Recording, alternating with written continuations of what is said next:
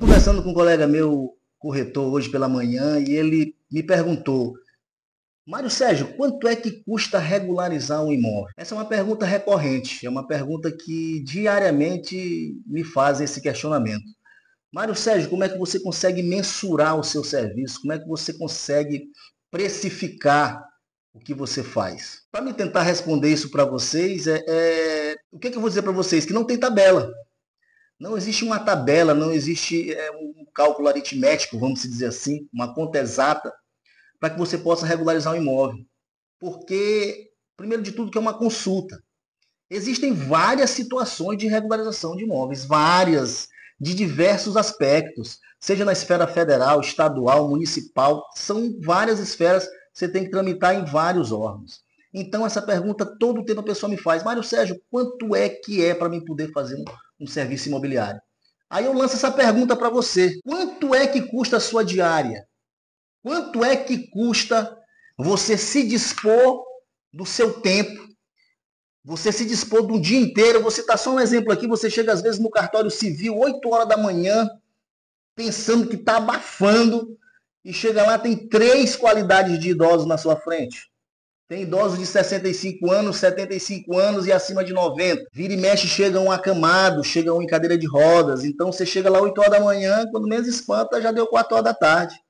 Quanto vale isso para você? Quanto você imagina que vale isso para o seu cliente? Passar o dia inteiro praticamente no cartório, sem estrutura nenhuma, me perdoe as serventias, mas aqui em São Luís a gente conta nos dedos as que têm estrutura, os cartórios de registro civil. Registro civil, às vezes você não tem um ar-condicionado funcionando, e olha que a cartório perde maternidade. Cartório perde maternidade é um Deus nos acuda, porque toda hora nasce dezenas de crianças, toda hora nasce. Então, quer dizer, fica lotado o tempo inteiro. E essas também têm prioridade, porque chegam paridas muitas das vezes, né? Então também tem essa prioridade. Então, quer dizer, você chega às vezes no cartório que não tem um ar-condicionado, sempre lotado. Tanto faz você chegar 8 horas, 9 horas, 4 horas da tarde, parece que não vence, é todo o tempo cheio de gente. Então você chega ali e passa o dia inteiro sem um mínimo de estrutura de ar-condicionado, às vezes não funciona. Banheiro não tem, né? Nem para você fazer uma necessidade. Você chega, às vezes não tem nem água.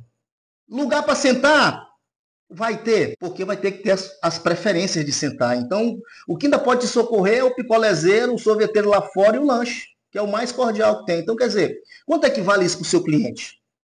E você está defendendo o seu maior interesse, que é o seu imóvel, o seu bem. Às vezes você faz uma escritura de compra e venda, você tem que passear, às vezes não. É rito. Você tem que passar no cartório de registro de imóveis, registro civil e cartório de notas. Não nessa ordem. Na ordem de registro civil, registro de notas e registro de imóveis. São 3 tipos de serventias: registro civil, notas e registro de imóveis. Porque no cartório civil, você tem que regularizar seu cliente. Registro de imóveis é um documento que você pega 2 vezes na vida. 2 vezes na vida. Uma quando você compra, isso quando você não deixa na construtora, que só vai procurar quando vende. Porque eu conheço vários clientes meus que eu pergunto: cadê seu registro de imóveis? Ah, nunca peguei na construtora. Isso aí é com 70% das pessoas acontecem assim. Então você está zelando pelo melhor patrimônio do seu cliente. Então você é uma valorização expressiva. Porque você tem que fazer o quê? Você tem que passar pelo registro civil, como eu já falei anteriormente. Você simplesmente tem que só pega no registro de imóvel 2 vezes. Uma quando você compra e outra quando você vende. Então, nesse decorrer de tempo, você casou, separou, casou de novo. Então, quer dizer, o cartório de registro de notas que vai lavrar a escritura de compra e venda, nós estamos falando aqui de uma escrituração de compra e venda de imóvel avulso, direto, que não seja via financiamento bancário, porque o contrato de compra e venda de banco tem força de escritura, então você passa de registro de imóveis, pula notas e vai para o registro de imóveis. Você sai do registro civil, pula notas e vai para o registro de imóveis. Então, o que acontece? Você precisa regularizar os proprietários, averbar uma certidão de casamento, averbar um divórcio, averbar uma partilha. Se nesse momento, se nesse período inteiro não tem nenhum falecido, alguma pessoa que já nos deixou, Tudo isso é contado. Você trabalha com o maior patrimônio que você possa imaginar, que é a família.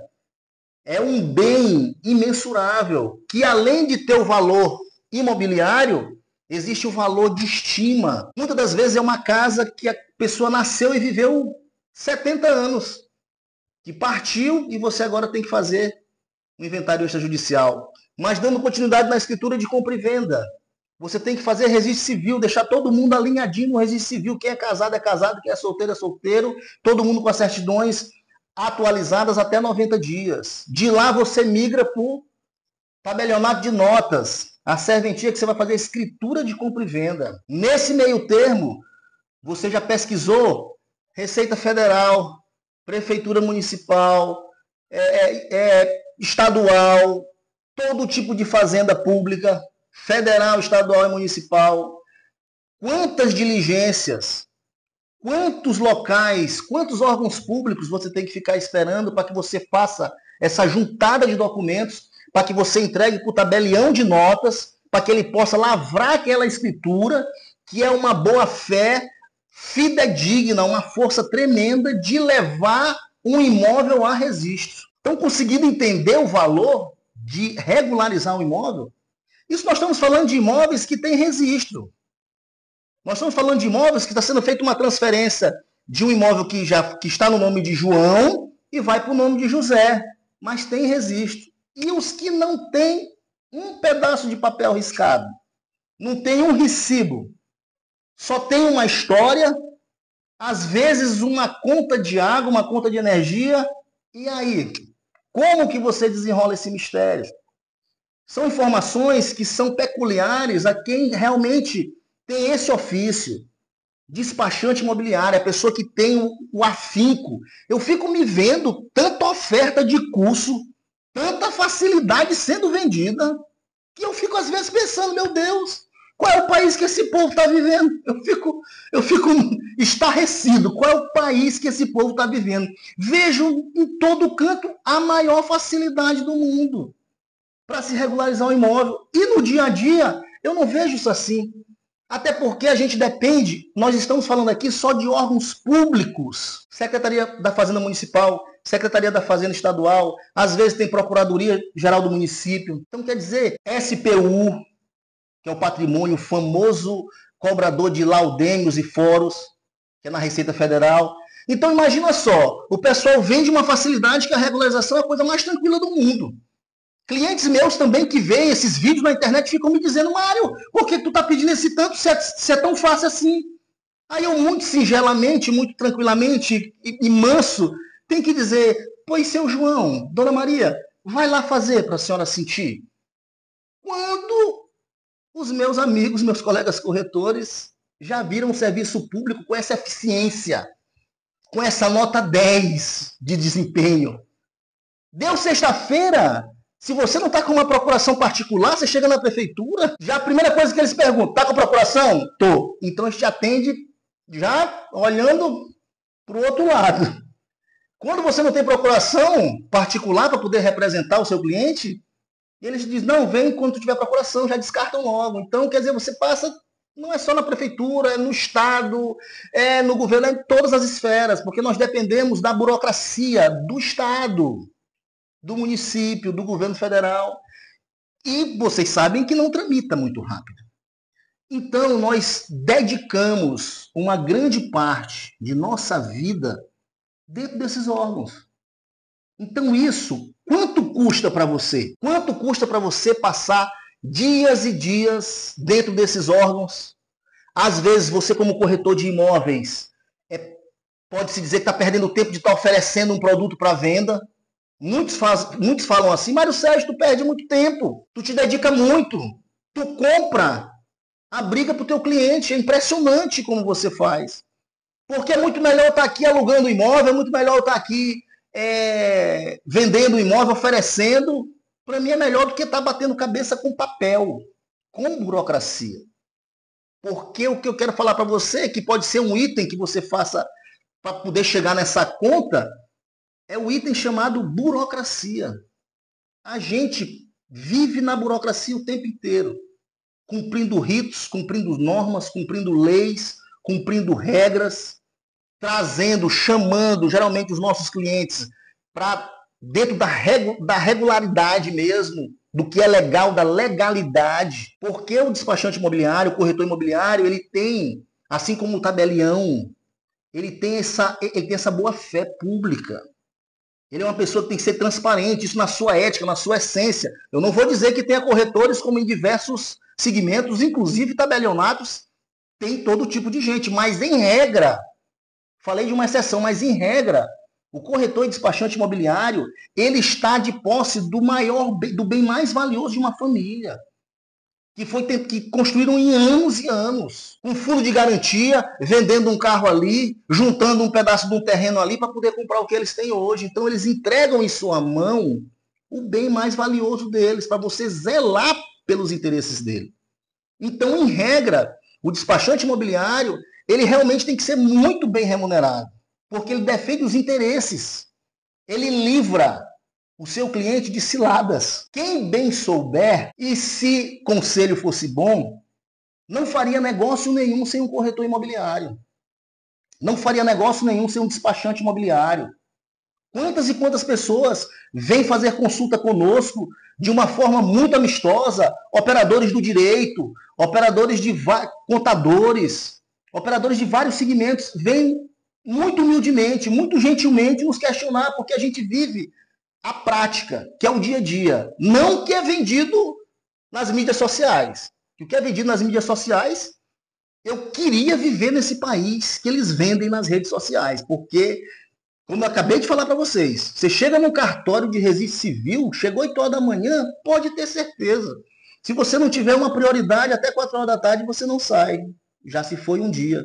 7 dias depois, você tem que voltar para passar por esse mesmo sacrilégio. Por quê? Porque é o mesmo número de pessoas. Vai para cartório de notas, extrai mais de 50 certidões.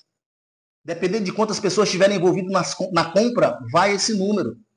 Dando segurança junto lado a lado com o tabelião, tratando de tudo para poder transferir, para poder levar essa escritura a registro. Chegando ao registro, o registrador de imóveis recebe tudo redondinho. Então, quer dizer, é uma arte. O que eu quero qualificar agora é que é uma arte. Quanto custa a sua arte? Porque isso depende muito de você. Tem vários colegas leigos aí que trabalham já há muitos anos nesse meio. Então, eles devem ver essas situações de internet e devem cair na gargalhada, porque realmente é complicado. E cada vez mais nós temos passado por situações adversas e tristes por conta de negócios mal feitos, mal celebrados, mal consultados, às vezes um barato que sai caríssimo. Quantas e quantas vezes já vieram pessoas fazer orçamento conosco, a gente falando que para fazer uma escritura de compra e venda, você dá uma volta em 3 cartórios. É um passeio muito grande. Quando você chega no cartório de notas, você tem que dar um passeio ainda na prefeitura, porque existe um imposto chamado ITBI, que é o de transferência de bens imóveis. Então você tem que solicitar para a prefeitura esse imposto. Aí você chega lá na prefeitura, você está com um boletim de cadastro imobiliário, que é um documento que eu até recomendo também que todos os proprietários e você também oriente os seus proprietários a ter esse documento atualizado, porque ele serve para qualquer situação. Qualquer situação que você vai ter, que você vai tomar referente ao seu imóvel, a primeira coisa que qualquer advogado, qualquer jurista, qualquer operador do direito, qualquer pessoa que quer lhe orientar para lhe salvaguardar, ele vai perguntar sobre o boletim de cadastro imobiliário. Aí você chega lá, está seu imóvel muito bem descrito e no final o proprietário não tem o nome de ninguém. Como é que vai extrair o ITBI? Que o ITBI tem que vir em nome de João. É João que está vendendo para José, então tem que estar no nome do João. Se você imaginava que você já ia receber seu honorário na semana que vem, tome-lhe um processo de 10, 15 dias. E nós vamos vencendo burocracia de dia em dia. Por quê? Porque esse é um processo que tem que estar no nome do João para que ele possa transferir para o José. Por quê? Porque se não estiver no nome dele, como que a Receita Municipal vai comprovar que ela está transmitindo, transferindo, cobrando um imposto de uma pessoa que não está cadastrada lá, só está como proprietário, que é o que o sistema lança, quem não está com cadastro ok. Isso é um dos pequenos processos que nós temos na prefeitura. Você muitas das vezes chega na Procuradoria-Geral do município, você está com imposto aí em aberto, IPTU e aberto aí há mais de 5 anos. Está para ser protestado, está para executarem você, então a gente também orienta nesse sentido, você como corretor imobiliário, a gente orienta nesse sentido, para poder pedir a anistia, para poder pedir que cesse esse imposto nesse prazo de 5 anos, só até 5 anos que ele seja cobrado. Aí você, tudo isso é processo, juntada de documentos, procurações e dar entrada nos órgãos e acompanhar. Quanto você acha que custa todo esse acompanhamento? Nós já falamos em 3 cartórios, nós já falamos em prefeitura, se tiver algum falecido, algum ente querido que já foi, tem Secretaria da Fazenda também. Se tiver algum foro ou laudêmio, precisa da certidão de autorização de transferência, que é na Receita Federal, precisa dos nada consta da Receita Federal e de diversos órgãos nas esferas municipal, estadual e federal. Tanto de quem compra, de quem vende, quanto do imóvel. Então, colega corretor, se está com dúvida, comenta aqui embaixo, dá seu like, se inscreva no canal. E dependendo da sua dúvida, você pode entrar em contato conosco, que a gente pode gerar um conteúdo direcionado para essa sua dúvida. Que você, como está saindo na frente, pode ajudar muitos colegas nossos a entender o que você não entendeu. Então curte, dá um like e curte aqui embaixo, dá um like e nós estamos aqui, me chama nas redes sociais que eu converso mais com você.